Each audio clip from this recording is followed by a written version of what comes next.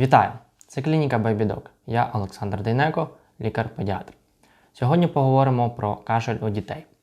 Він буває сухий, вологий, гострий, затяжний, постійний, періодичний, інколи дуже нав'язливий та приступоподібний. Кашель – це один із найчастіших симптомів в педіатричній практиці. Який можна сироп від кашлю – один із найчастіших запитань, які задають батьки. Що робити і як бути – давайте по порядку. Кашель – це захисний симптом, який виникає у відповідь на подразнення дихальних шляхів, що сприяє їх очищенню. Існує більше 100 причин появи цього симптому. Наприклад, патологія лор-органів, нежить, закладений ніс, аденоїди, постназальне затікання слизу, патологія верхніх та нижніх дихальних шляхів, фарингіт, ларингіт, трахеїд, бронхіт, пневмонія. Також це можуть бути окремі стани, такі як психогенний кашель, езофагальний рефлюкс або алергія.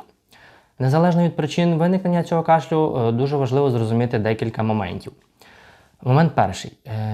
Якщо в дитини виник кашель, то він не пройде за один день. Потрібно набратися терпіння і почекати декілька днів, а інколи навіть декілька тижнів.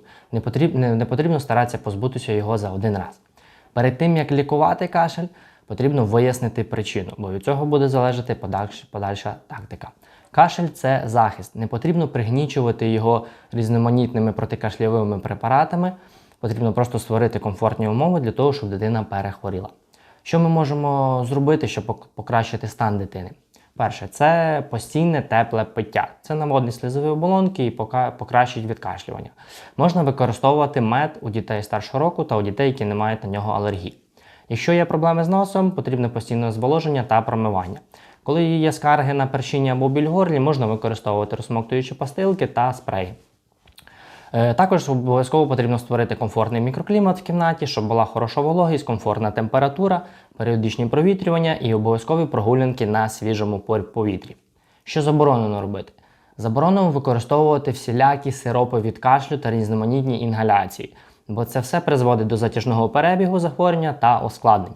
Заборонено приймати антибіотики без призначення лікаря та відповідних на те показів. Заборонено використовувати компреси та різні натирання на грудну клітку у малих дітей.